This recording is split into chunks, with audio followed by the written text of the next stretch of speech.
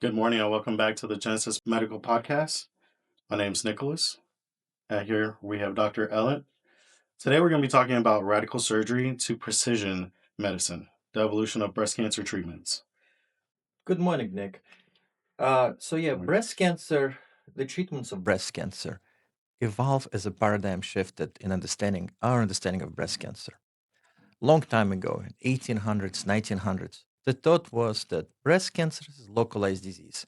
It only happens in the breast, so if we take out the tumor, we take out this evil, uh, woman will be cured. So Dr. Halsfeld developed a procedure, very radical procedure, where they would take out the breast, they would take out the chest wall muscles, they would take out the lymph nodes, completely disfiguring uh, surgery. And the hope and prayer was that this will provide the outcome where the breast cancer goes away. Unfortunately, we found that it was different. We found that the cancer sometimes shows up with micrometastasis at the start. So, paradigm shifted. What do we do? How do we approach if it's not localized? Because we start finding, even after the surgery, women would still develop metastasis in different places bones, lungs, liver, brain. So, what can we do next? So, in 1900s, Dr. Fisher he found very interesting thing. If we just cut part of the breast and we do radiation, what we find it's we have same survival as this radical mastectomy. But we also started to think about systemic therapy because the paradigm shifted. That now we have to start thinking that breast cancer is not just localized disease; it's systemic disease. That it's when it shows up, it doesn't show up in one small place. In the breast, it could be in multiple other places. So that's how we started to get some systemic therapy, early hormonal therapy.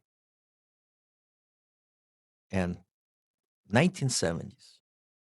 1970s is known in breast cancer world is when we start looking for another marker that breast cancer currently seems natural, but not known at the time, estrogen. Whenever we look at the estrogen on the breast cancer tissue, certain breast cancers have very high level of receptors, estrogen receptors. Sometimes breast cancer is fueled by estrogen. So we start thinking, what can we do? What can we do to slow this down?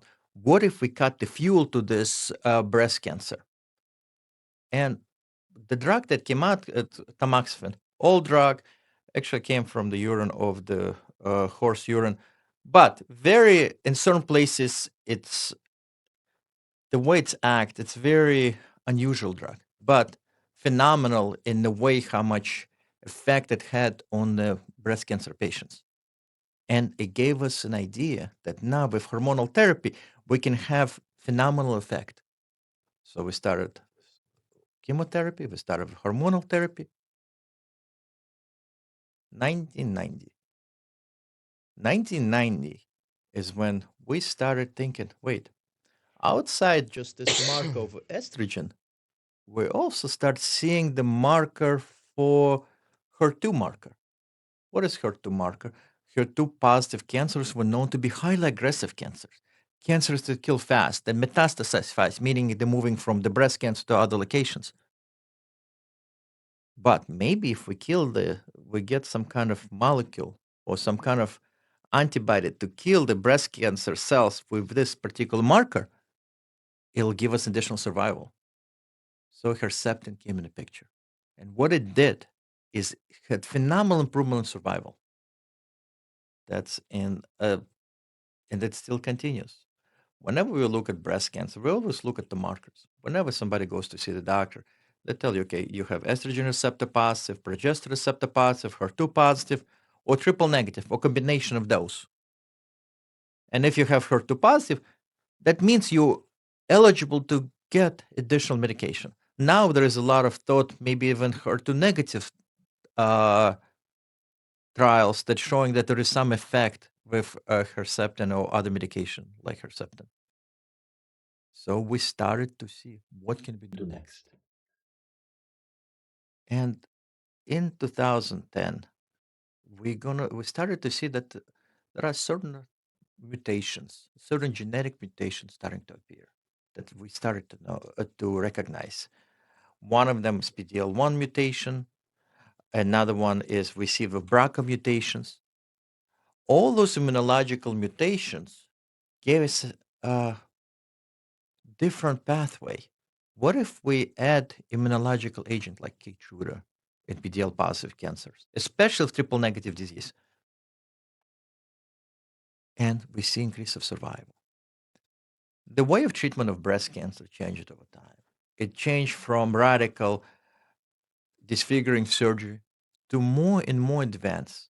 The key is to minimize the side effect of any particular treatment. The key is for women and men who have breast cancer to live as long as possible, to know the genetic information of that particular cancer, because that will give us the answers to what we can do next, what drugs we can do. And it's a revolution. Outside in the world of chemotherapy, in the world of immunological therapy and biological therapy, it's a revolution regarding the breast cancer. And the hope for women is increasing, and the side effects are decreasing. So it's phenomenal. Do you see any change or improvement in the future? Or Absolutely. If the more we know, the more we recognize what this cancer is, the better we are at striking it. Uh, that's awesome. it's like if you use the analogy of the weapons, it's better use small rocket, targeted weapon to kill that particular enemy, More precision. precision, versus just plowing the field, kill this enemy and all these civilians and everything else. Right. You want to keep civilians alive. You just want to kill the enemy. Right. Let people live.